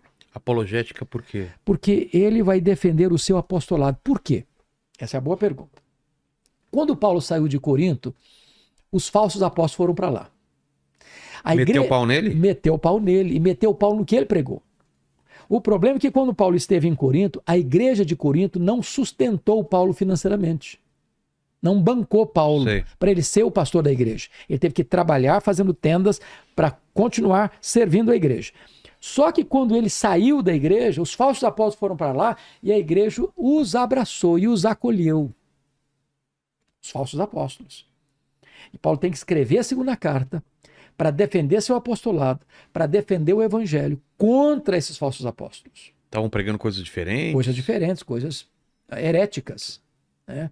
Negando a pessoa de Cristo e a obra cabal, sacrificial, substitutiva de Cristo na cruz. Então, nessa carta, Paulo defende o evangelho, defende o apostolado, retrata os sofrimentos dele, descreve a doutrina da nova aliança e encerra com a experiência dele lá, que eu já falei aqui, do arrebatamento até o terceiro céu e como contraponto, o espinho na carne. Certo. Tá? Então, esta carta, essas duas cartas ele escreveu de Éfeso, certo? Agora, Paulo está saindo de Éfeso. No espaço de quanto tempo, se sabe? Ele ficou, veja bem, na primeira viagem, na Galácia foi um tempo curto. Na segunda viagem, ele só fica 1 ano e meio em Corinto. Nas outras eram semanas. Tá. Apenas semanas. Muito corrido. Corrido porque ele era enxotado, perseguido. Ele tinha que sair fugido. Às pressas. Para poupar a sua vida. Né? Aí ele sai agora de Éfeso. Ele ficou 3 anos em Éfeso. O período que mais ficou numa igreja local foi em Éfeso. 3 anos. Então ele está saindo de lá. Indo para Jerusalém. Por que ele está indo para Jerusalém? Esse é um outro ponto muito, muito importante. Você se lembra, só fazendo uma retrospectiva aqui dos imperadores. Primeiro século, nós temos quais imperadores governando o Império Romano? Você tem César Augusto, do ano 27 a.C. a 14 depois de Cristo. Foi o imperador que governou o mundo quando Jesus nasceu. Foi substituído por... César, o que é de César? Isso não é o César Augusto. Esse é o Tibério César, que é o substituto dele. Porque César era Não, César é um título. É um né? título. Então, o substituto de César Augusto foi Tibério César. Governou do ano 14 ao ano 37. Tá. 37. Foi quando Jesus morreu, quando Jesus ressuscitou. Era esse, cara. Exatamente. A conversão de Saulo, Tibério César. Depois de 37 a 41, nós temos o governo de Calígula. Foi terrível, foi assassinado. Depois de 41 a 54, você tem Cláudio. Então, no período de Cláudio, está lá, é escrito que houve uma grande fome no mundo e os judeus foram expulsos de Roma. Expulsos sem casa, sem terra, sem lavouras, sem renda. Então vieram para a Judéia, esses judeus, sem nenhuma condição de sobreviver. O que Paulo vai fazer? Paulo vai fazer uma grande coleta, levantamento de oferta entre as igrejas gentílicas da Galácia, da Macedônia, da Acaia e da Ásia Menor, para levar e ajudar esses pobres da Judéia, mostrando que tanto a evangelização quanto a obra social são partes do mesmo conjunto do evangelho. Deus cuida do corpo e cuida da alma. Pois bem, então só voltando um pouquinho aqui para falar dos outros imperadores. Depois vem Nero, 54 a 68, quando a cidade de Roma foi incendiada. Pega fogo, e a perseguição mais brutal começa. Depois de Nero vem o Vespasiano, que governou de 69 a 79, quando foi feito o Coliseu Romano, quando Jerusalém caiu nas mãos do imperador do Tito Flávio, que era filho dele. Com a morte dele, o filho dele, Tito Flávio, governa de 80 a 81, e depois vem o Domiciano de 81 a 96, quando João é preso lá em Éfeso, e é levado para a ilha de Patmos, onde escreve o livro de Apocalipse. Bom, vamos voltar aqui à questão das ofertas. Paulo, então, levanta essas ofertas, ele está em Éfeso. E agora ele está saindo de Éfeso para levar estas ofertas com uma equipe. Outra coisa bonita, ele não leva o dinheiro sozinho. Não basta só transparência, Vilela. É preciso prudência. Você não lida com dinheiro sozinho se o dinheiro não é seu. Então Paulo leva toda uma equipe para dar transparência, que era muito dinheiro que ele estava levando, a ponto do governador Félix ficar interessado nessa grana. Quando ele está indo para Jerusalém levar essas ofertas, é que ele escreve a sua principal carta, a carta aos Romanos, que é o grande tratado teológico do Novo Testamento. É o Manifesto Cristão, é o Evangelho segundo Paulo. E esta epístola, não sei se você tem na memória a essência dela, mas ela é a epístola mais importante na história do cristianismo. Por exemplo, foi pela leitura desta epístola que o grande expoente dos pais da igreja, Agostinho de Hipona, Santo Agostinho, se converteu. Foi pela leitura desta carta que Lutero teve uma experiência de conversão. Poxa. Romanos 1,17. Foi pela leitura desta carta que você tem as maiores influências na história do cristianismo. Por quê? Porque Paulo é tão meticuloso nessa carta, Vilela, que até recentemente, nas maiores universidades do mundo, na área de direito, Romanos era estudado como modelo de argumentação. Paulo é um mestre, inspirado pelo Espírito Santo. Então essa carta, ele mostra o que é o Evangelho, mostra que o Evangelho primeiro traz as más novas, para depois apresentar as boas novas. Então, no capítulo 1, versos 18 em diante, vai provar que os pagãos estão depravados. Depois vai mostrar que os moralistas estão tão perdidos quanto os pagãos depravados. Depois vai mostrar que os judeus estão tão perdidos quanto os moralistas e pagãos depravados. E ele fecha o argumento dele em Romanos 3, 23, assim: pois todos pecaram e destituídos estão da glória de Deus. Ou seja, Poxa. Não há justo nenhum sequer. Primeiro vem a porrada, né? Primeiro vem a porrada. Por que primeiro vem a porrada? Porque se você falar de Jesus para um cara, eu falo, mas eu não preciso de Jesus. Minha vida está tão legal. Eu sou uma boa pessoa. Eu sou uma pessoa maravilhosa. Para que eu preciso dele? Então, antes de oferecer a graça, é preciso mostrar para o homem quem ele é. Ele é pecador. Aí Paulo abre o portal da graça a partir de Romanos 3, 24. Apresenta a gloriosa doutrina da justificação. No capítulo 4, ele dá o exemplo de Abraão e Davi como justificados pela fé. No capítulo 5, ele mostra os frutos da justificação. No capítulo 6, a nova vida em Cristo. No capítulo 7, o dilema da vida cristã. E ele diz o seguinte: o bem que eu quero fazer eu não faço. O mal que eu não quero, esse eu pratico. E esse dilema não é só de Paulo, é seu, é meu, é nosso. Total, né? E no capítulo 8, ele chega às alturas excelsas, mostrando a obra transformadora do Espírito Santo e a plena segurança que você pode ter em Cristo. Depois dos capítulos 9, 10 e 11, ele trata de Israel. O 9, o passado, a eleição. O 10, o presente, a corrupção. E o 11, o futuro, a restauração. E do capítulo 12 ao 16, ele aplica essa doutrina. De que maneira? Você quer saber se um cara é cristão mesmo? Veja os relacionamentos dessa pessoa. Primeiro, relacionamento com Deus. Segundo, relacionamento com ele mesmo. Terceiro, relacionamento com seus irmãos. Quarto, relacionamento com seus inimigos. Quinto, relacionamento com as autoridades constituídas. Sexto, relacionamento com aqueles que pensam diferente de você em coisas secundárias, não em coisas essenciais. Coisas secundárias. Então, Paulo fecha essa mais robusta epístola que ele escreveu. Dali ele chega em Jerusalém, ele é preso, então ele completa a viagem dele. Acontece alguma coisa nessa viagem de barco? Acontece. Primeiro, ele quando está saindo de Éfeso, ele para no porto de Mileto, que não me aparece aí por perto, mas está perto de Éfeso, Mileto. Ele chama os líderes da igreja de Éfeso e diz assim para eles: olha, o que o Espírito Santo me assegura, o que eu vou encontrar pela frente são cadeias e tribulação.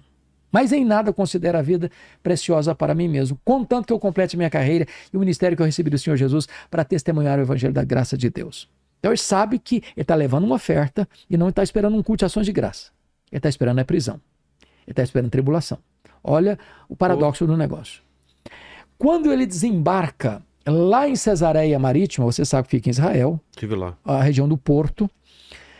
Lá tem um profeta, o mesmo profeta que profetizou a fome no governo de Cláudio, Ágabo. Pega um cinto, prende o Paulo com o cinto dele E diz, é isso que vai acontecer com você em Jerusalém. Você tá levando uma oferta e eles vão prender você lá. Nossa. Aí os membros das igrejas lá de Cesareia disseram, Paulo, não vai não, cara, não vai não. Ele respondeu assim, o que vocês estão fazendo comigo? Eu estou pronto não só a ser preso, eu estou pronto a morrer pelo nome de Jesus em Jerusalém. Ele chega, entrega as ofertas e imediatamente os judeus fazem um voto de anátema que não vão, 40 judeus, que não vão comer, que não vão beber, enquanto não matarem Paulo. Há um rebuliço na cidade de Jerusalém. Paulo é recolhido, jogado na fortaleza, aquela prisão de segurança máxima. Só que, olha que coisa interessante, um sobrinho de Paulo, lembra que a irmã de Paulo morava lá, Jerusalém? Sim. Um sobrinho de Paulo é informado de que havia essa conspirata para matar Paulo. Esse sobrinho de Paulo vaza a guarda, consegue falar com o comandante, olha, tem um plano de matar Paulo. E os judeus juraram que vão matá-lo. Esse comandante, de noite, sob forte escolta militar, traslada Paulo de Jerusalém para Cesareia Marítima. Porque Cesareia a Marítima, onde ficava o quê? O quartel-general de Roma. Você sabe disso, o palácio do governador não ficava em Jerusalém, ficava em Cesareia. Então lá estava todo o quartel militar, de proteção militar, estava lá. Então Paulo fica 2 anos em Cesareia, sendo acusado pelos judeus. O que acontece? Há uma transição de governo de Félix para Festo. Em transição de governo é época de fazer reivindicações, certo? Claro. Então o que aconteceu? O Sinédrio disse para Festo assim, que está substituindo Félix. O governador, esse prisioneiro aí está no fórum errado. Não é Curitiba, desculpa. Não é Cesareia. É Jerusalém. O problema desse prisioneiro aí não é político. É religioso. E o fórum para tratar de assuntos religiosos não é Cesareia, é Jerusalém. Aqui está o Sinédrio. Manda o prisioneiro para cá que nós somos as autoridades competentes para julgá-lo. Só que o Sinédrio estava tramando para matar Paulo na estrada. Paulo percebeu a jogada, ele era cidadão romano, disse para o governador, eu sou cidadão romano e eu quero ser julgado diante de César em Roma. O governador disse, para César você quer ir? Para César você irá. Convencido da inocência dele. O que acontece? O próprio Deus, quando ele escreveu Romanos, está lá no capítulo 1 e no capítulo 15 de Romanos, Paulo diz assim, na carta, que ele tinha o desejo de ir a Roma, que ele nunca tinha estado em Roma ainda. Passar um tempo com a igreja de Roma. E ser enviado pela igreja de Roma à Espanha. Só que, quando ele estava preso em Jerusalém, o próprio Deus aparece para ele em Atos 23:11 e diz assim, coragem, Paulo. Assim como você deu testemunho aqui em Jerusalém, eu quero que você dê testemunho também em Roma. Ou seja, Paulo queria estar em Roma, Deus o queria em Roma, e quando ele viajou para Roma, ele enfrenta o quê? Um naufrágio. Ué? Você entende isso? Por quê? Porque esse é um ponto curioso. não estavam tentando impedir ele de ir para Roma. Esse é um ponto muito curioso, Vilela, que às vezes, nesse mundo triunfalista, de um evangelho, às vezes, de prosperidade, de riqueza, de sucesso, as pessoas são levadas a acreditar que se você é crente, se você crê em Deus, se você tem fé, nada de ruim vai acontecer com você. Você está blindado. Você está numa estufa. Isso não é verdade. Isso não é verdade. Então, primeiro que aquele barco singrou as águas do Mediterrâneo na contramão da vontade de Paulo. Paulo alertou, falou, olha, não é prudente viajar no período do inverno, rigoroso, porque os navios não eram tão seguros. O comandante do navio não escutou Paulo. Saíram, parecia que estava tudo bem, daqui a pouco um tufão joga o navio para lá, para cá, 14 dias sem saber se era dia ou noite. Tinha 276 pessoas dentro do navio. O pânico tomou conta de todo mundo. Na hora do maior desespero, um anjo de Deus apareceu para Paulo no navio e disse, coragem, Paulo, ninguém vai morrer. Tem bom ânimo. Eu entreguei todo esse povo aí na sua mão. Mas é necessário que vocês vão dar numa ilha. E naquela noite, Paulo ora pela coisa mais óbvia do mundo. Ele ora para o dia amanhecer. Porque se você orar, o dia amanhece. Se você não orar, amanhece do mesmo jeito. É. Quando amanheceu o dia, eles avistaram a ilha de Malta. O navio se despedaçou todo, a carga de trigo foi toda jogada fora. O navio virou destroço, mas ninguém pereceu. Quando chegam na ilha de Malta, os bárbaros que não falavam o grego fizeram uma grande fogueira para aquecê-los. E a única pessoa que tentou manter a fogueira acesa foi Paulo. Foi pegar uns gravetos, jogou no fogo, uma vibra prende na mão do Paulo. Pé frio parece. Pô, Aí os bárbaros tá gritaram dando assim. tudo errado, né, a princípio. Os bárbaros gritaram assim: é um assassino. Tenta se livrar do mar, a justiça não o deixa viver. Vai cair, vai inchar, vai morrer. Não caiu, não inchou, não morreu. Mudar de opinião. Não é um assassino, é um Deus. Não, não é nem um assassino agora, nem um Deus. É o servo do Deus vivo.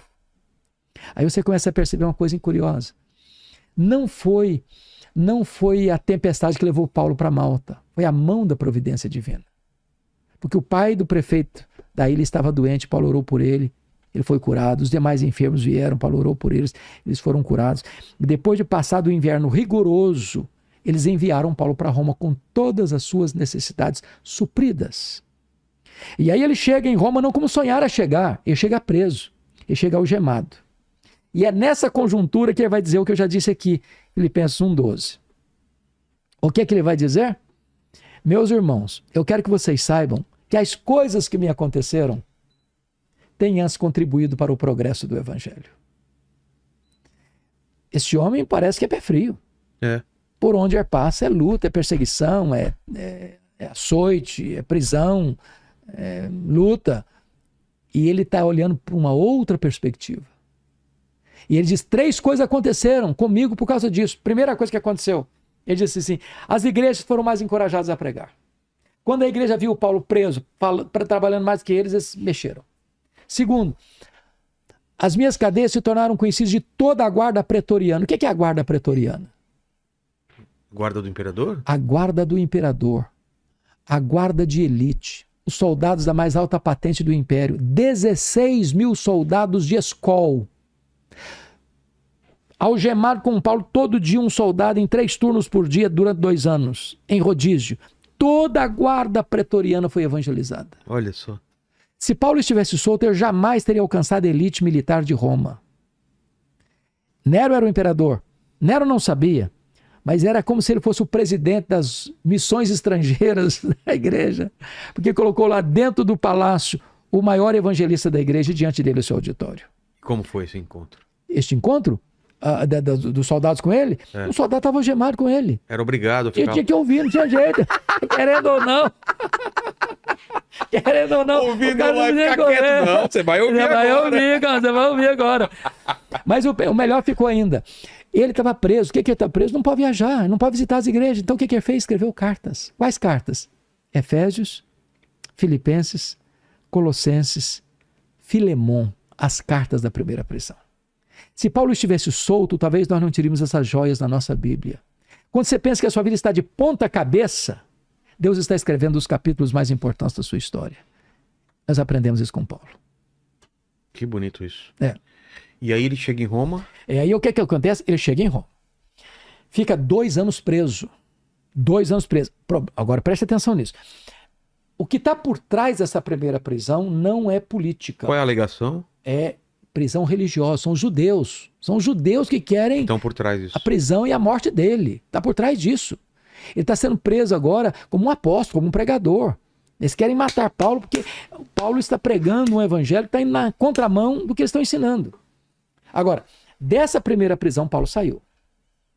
Orou para sair, pediu oração para sair. E ao sair, Vilela, ele sai para fazer a 4ª viagem missionária, embora a Bíblia não mencione como 4ª viagem missionária. Ele vai deixar Tito na ilha de Creta. O que é isso, Leni? Cadê a ilha de Creta? Esse é um mapa que inclui Roma, que o outro mapa tá. não tinha Roma. Ah, legal. Legal. Ele vai deixar Tito na ilha de Creta. Olha lá. Isso. Ah, Tá vendo aí? Creta, tá. E ele vai deixar Timóteo lá em Éfeso. Lá atrás. Lá atrás, lá em Éfeso. E ele vai certamente, Vilela, à Espanha, como era seu desejo. Por quê? Ele queria. Porque ali, a Espanha era o último limite do mundo ocidental. Naquela época. Era fim do mundo na época. Ele era um desbravador. Ele era um bandeirante da fé. Então, nesse interregno da primeira para a segunda prisão, ele escreve mais 2 cartas. Ele escreve a carta de 1 Timóteo e escreve a carta de Tito, que são cartas pastorais, para quem estava na ilha de Creta e para quem estava lá em Éfeso. Como eles deviam se comportar na igreja de Deus. Agora, então vamos para a última carta, porque um fato acontece no mundo enquanto Paulo está solto. Que fato acontece no mundo que transtorna o mundo? Que época que era? Dia 17 de julho do ano 64. É um incêndio ou não? O incêndio de Roma. A maior cidade do mundo, com mais de 1 milhão de habitantes. É criminosamente incendiada. Esse incêndio, Vilela, durou 7 noites e 6 dias. De 17 de julho a 24 de julho. Destruiu a cidade. Destruiu, dos 14 bairros, 10 deles foram devastados. 4 bairros que não foram tão devastados, densamente povoados por judeus e cristãos, dão a Nero um álibi para botar a culpa do incêndio de Roma nos cristãos. Começa um massacre. Os historiadores dizem que faltou madeira para fazer cruz, tamanha quantidade de crentes crucificados em Roma. Quando não tinha mais madeira, os crentes eram cobertos de piche, amarrados nos postes e queimados vivos. Meu Deus. Para iluminar as noites de Roma. Foi um verdadeiro banho de sangue. É importante dizer que a essas alturas Paulo é o grande líder do cristianismo. E ele começa a ser procurado, ele começa a ser caçado. Até que botam a mão nele, possivelmente em Troade. Na mesma cidade que ele escutou aquela voz do varão macedônio, passa Macedônia e ajuda-nos. E ele entra na Europa. Não deu prazo sequer para pegar seus livros, seus pergaminhos, a sua capa, na chegada do inverno. E agora ele não é mais levado para uma prisão domiciliar, onde ele pagava aluguel, onde ele estava debaixo da égide do imperador, sob proteção do governador, do imperador. Agora ele é jogado na masmorra mamertina, que era uma região, uma prisão insalubre, fria, lúgubre, de onde as pessoas saíam leprosas ou para o martírio. É dessa prisão que ele escreve a sua última carta, a sua carta a Timóteo. E nessa carta ele vai mostrar coisas que mexem com a gente. Porque ele diz, por exemplo, no capítulo 2, versículo 9 assim: Ô Timóteo, por causa do evangelho, eu estou sofrendo até algemas como malfeitor. Pensa comigo uma coisa. O homem que é o maior líder do cristianismo é acusado de ser um bandido, um criminoso. Eu fico imaginando os fake news da época, os comentários de rua da época. Tá sabendo da última? Tá sabendo aí, ó? Aquele cara, ó, que é pregador, aquele apóstolo, ó, tá preso. É um bandido, é um criminoso. Estava por trás do incêndio de Roma. Isso é como estar num... Imputaram esse crime para ele? Sim, do incêndio? como líder do incendiário de Roma. Essa era a imputação do crime. Tô louco. Era a imputação do crime porque Nero tentou se safar. Foi o álibi que ele encontrou. E aí ele vai dizer mais. No capítulo 1, versículo 8, ele vai dizer para o Timóteo, que era pastor em Éfeso. Timóteo era jovem, tímido, doente. Timóteo está com vergonha dele. Ô Timóteo, não se envergonhe das minhas cadeias. Ele vai dizer no capítulo 1, versículo 15 dessa carta: todos os da Ásia me abandonaram. Todos. Quem eram os da Ásia? Os filhos na fé dele. Gente que ele ganhou para Cristo. Ele vai dizer no capítulo 4, 16, que marcaram uma audiência para ele. O direito romano, estudado até hoje, deu a Paulo o direito de apresentar sua defesa. Marcar a primeira audiência, está lá no capítulo 4, 16, assim: na minha primeira defesa, ninguém foi a meu favor, antes todos me abandonaram. Ou seja, ninguém queria colar sua biografia com a vida de Paulo, para não sofrer as mesmas consequências. Claro. Acovardamento. E aí o que acontece? Paulo é sentenciado à revelia, a pena de morte.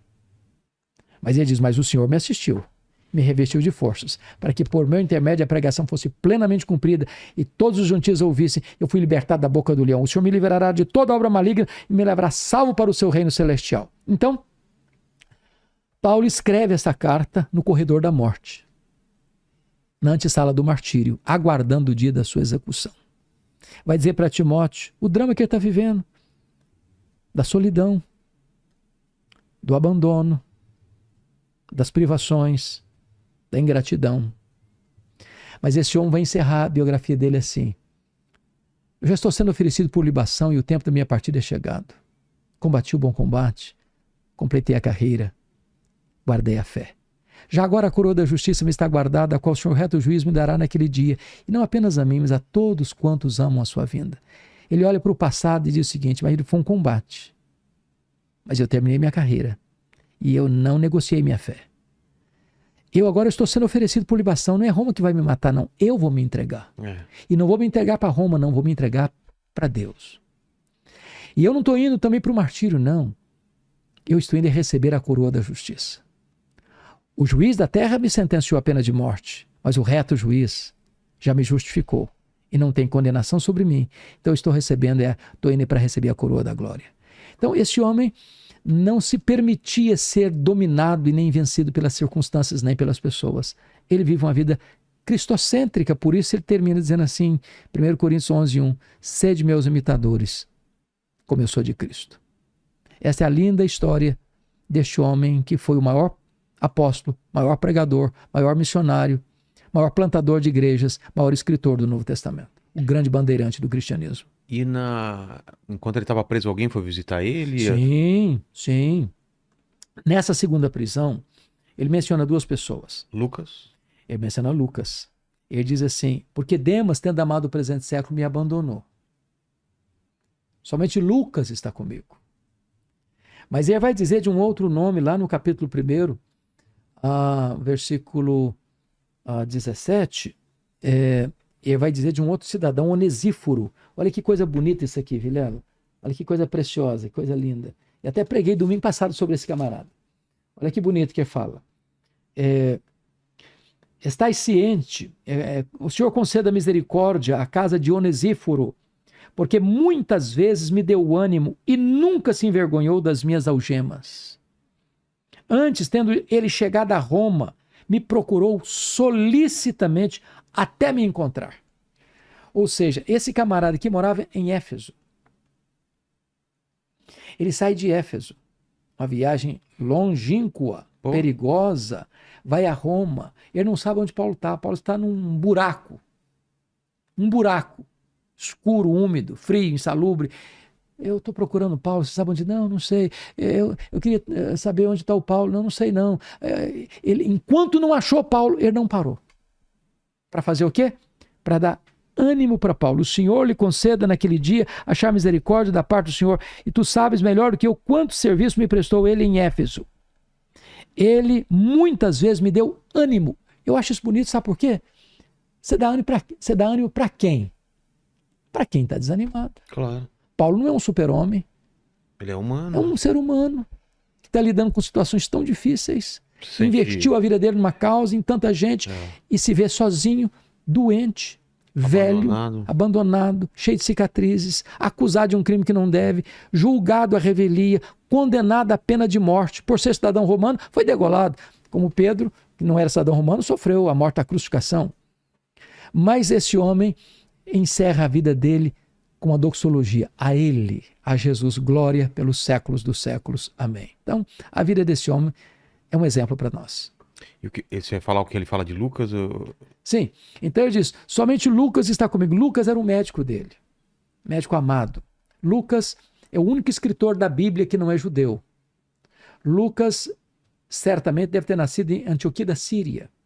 Convertido a Cristo, ele se junta a Paulo desde a sua segunda viagem missionária. E ele está presente com Paulo por onde Paulo passa.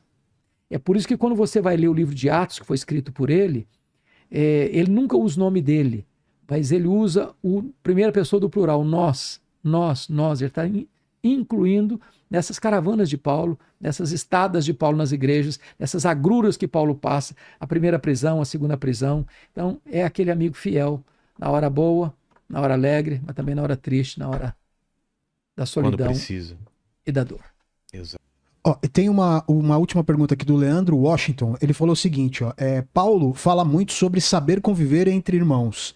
Havia também um embate das igrejas gentílicas com as judaicas, e o que foi primordial para o consenso? Esse problema sempre existiu. Então, o que aconteceu? Então, vamos pegar o concílio de Jerusalém. Disse aqui, capítulo 11 de Atos. Então, a igreja judaica, liderada por fariseus, elas ainda estavam agarradas lá na questão da lei. Eles não entenderam a transição. Não aceitaram Jesus como Salvador. Então eles achavam que tinham que cumprir todos aqueles rituais, né? Circuncisão, os rituais do templo, dos sacrifícios, das festas, dos objetos que compunham o templo, do culto judaico. Esse aparato tem que ser mantido. E aí um cuidado. Tem muitas igrejas brasileiras que estão importando as práticas judaizantes para dentro da igreja evangélica, achando que isso é um upgrade, que isso é um progresso. Não, não, não. É só ler Hebreus. Isso é voltar para a sombra. A realidade já chegou. E a realidade é Cristo. Então, a igreja cristã, ela entende que tudo isso que é lá do Velho Testamento se cumpriu em Cristo. Cristo é o centro do Antigo Testamento. Ele é a semente da mulher, ele é o descendente de Abraão, ele é o cordeiro da Páscoa, ele é representado pelo maná e pela água que brotava da rocha, ele é representado pela coluna de nuvem e pela coluna de fogo, ele é representado pelo tabernáculo, pela arca da aliança, pelo templo, pelas festas, pelos rituais, pelo sábado, tudo isso era sombra dele. Ele veio, chegou à realidade. Quando chega à realidade, a sombra não precisa mais. Quem é essa imagem aí, Leni? Essa aqui foi uma que a gente gerou por inteligência artificial aqui, de como seria o... Como seria Paulo? como seria Olha aí, Paulo. você viu? Olha que interessante, cara. Muito legal, Olhar meio, né? Firme, hein? Firme, né? Gostei. Que bacana. Isso aí. Cara. Como que você colocou lá? Como seria uma imagem A gente colocou... no Midjourney? Exatamente, como seria a imagem a imagem de Paulo, né? Apóstolo Paulo. Porque tem que explicar isso pro nosso amigo Paulo aqui, que é o Kratos, porque ele tá procurando foto de Paulo. Falou, Vilela, a gente não tá achando foto da época de Paulo. E ele falou aqui pra mim assim, nossa, ele gerou a imagem de Paulo, mas o Paulo que ele gerou não é careca. Eu falei, mas não é a sua imagem, Paulo. Exato, a é imagem do outro Paulo, cara. Então, e você falou que Paulo é pequeno. O nome significa pequeno. E Saulo, você sabe? Saulo não é o mesmo romano. nome de Saul. É É o mesmo? mesmo Saul, rei Saul, Saulo. É a mesma Que coisa. origem Saulo é aqui? É de judaica. É judaica? É a mesma coisa. É isso, É Leni. isso, que foi. Pastor, Muito bem. fico feliz pra caramba de ter tirado várias dúvidas e ter entendido quem foi esse cara. Ele, na minha cabeça, sai muito maior do que eu imaginava, assim, né? Tanto pro mal quanto pro bem. Eu não sabia que ele tinha sido tão cruel e o quanto ele foi grande no final da vida dele, né? O quanto ele sofreu e tudo mais. Ele viveu os dois extremos. Exatamente. Dois extremos. Ele viveu intensamente antes da conversão e depois da conversão. Não pode dizer que foi uma vida calma dele, né? Não foi. Nada. Agora, é curioso como esse homem sofreu e ele nunca reclamou. Aliás, o Senhor Jesus diz, eu vou lhe mostrar o quanto importa sofrer pelo meu nome. Isso não foi brincadeira. Ele sofreu a vida inteira. E ele dizendo, eu sendo nada tendo, mas possuindo tudo. Sendo pobre, mas enriquecendo a muitos. Então esse homem foi o grande bandeirante da fé. Ele no tempo dele, ele fez coisas que não dá para explicar. Por exemplo, chegar numa cidade de 300 mil habitantes como Éfeso, ficar 3 anos e mudar a realidade da cidade, sem rádio, sem televisão, sem jornal, sem Bíblia impressa. Só no testemunho verbal, pregando. São milagres inexplicáveis. Ele foi um fenômeno de Deus no primeiro século. Incrível mesmo. Incrível. Obrigado demais. É uma honra estar aqui com você. Fica contigo aí um encerramento, alguma ponta solta, quiser fazer um resumo de tudo que falou, o que foi Paulo, ou fala para quem está em casa agora com alguma dúvida, com algum medo, com alguma preocupação, fica à vontade, pastor. Muito obrigado. O microfone é teu, tua câmera é aquela, se despede do pessoal e manda uma mensagem para quem está em casa. Primeiramente, Vilela, eu quero agradecer a você pelo convite, agradeço, me sinto honrado de estar aqui, sempre que precisar estaria à sua disposição. E a você que acompanhou-nos aí nessa jornada, eu gostaria agora de falar não de Paulo, mas do Salvador de Paulo, do Senhor de Paulo, que é Jesus Cristo. A grande paixão de Paulo foi Cristo. Ele chegou a dizer lá em Filipenses 1:21, para mim, o viver é Cristo e o morrer é lucro. Paulo entendia que Jesus é o único mediador dado entre Deus e os homens, pelo qual importa que nos acheguemos até Deus. Paulo era aquele homem que pregava com liberdade ou na prisão, com saúde ou com doença, com dinheiro ou sem dinheiro, perseguido ou em tempos de bonança. Paulo era aquele homem que onde eu chegava o ambiente mudava. Ele era um homem que andava com Deus, que recebia o poder de Deus. E ele pregava não com palavras de sabedoria, mas com palavras de poder pela operação do Espírito Santo de Deus. Paulo é um exemplo para a nossa geração. Ele encerra a sua vida de uma maneira dolorosa, porque o maior apóstolo está jogado numa prisão. Se Paulo fosse examinado, por exemplo, pelas lentes da teologia da prosperidade, ele seria um fracasso. Ele termina a sua vida velho, cheio de cicatrizes, pobre, abandonado, acusado, condenado, passando privações de não ter uma capa surrada para usar no inverno tão rigoroso de Roma. Mas Paulo é aquele homem que deixa um legado permanente para a história do cristianismo. E conhecer o Senhor que ele pregou, Jesus Cristo, é o sentido da vida. Porque você pode ter dinheiro, você pode ter sucesso, você pode ter fama, você pode ter prazeres, você pode ter o mundo aos seus pés, você pode ter todas as medalhas de honra ou mérito, você pode ter tudo que o mundo possa lhe oferecer, você pode beber todas as taças dos prazeres que o mundo possa lhe dar, a sua vida continuará vazia e sem significado. A felicidade não está na bebida, a felicidade não está na riqueza, a felicidade não está na música, a felicidade não está nas festas, a felicidade não está nos prazeres da vida sexual, a felicidade não está na fama, a felicidade tem nome, e essa felicidade é Jesus. Foi isso que Paulo pregou, por isso Paulo viveu, por esta causa Paulo morreu. Eu quero convidar você hoje a conhecer a Jesus como seu Salvador pessoal, como Senhor da sua vida, porque só nele você pode desfrutar da vida eterna. Que Deus abençoe sua vida, que Deus abençoe sua família, que Deus abençoe seu coração. Se você está aqui até agora, não se esquece de se inscrever no canal, deixar o seu joinha. E se você gosta desse tipo de conteúdo, coloca aqui nos comentários que nós vamos colocar mais esse tipo de conteúdo para te edificar. Nesse vídeo você vai ver a vida e a história completa de Paulo de um jeito que você nunca viu e de um jeito que você nunca imaginou. O reverendo Hernandes Dias Lopes foi no podcast do Vilela e eu tive que trazer isso daqui para você ver a grandiosidade que é a vida de Paulo e o quanto ele é grandioso dentro do cristianismo e dentro do evangelho. Olha só isso aqui.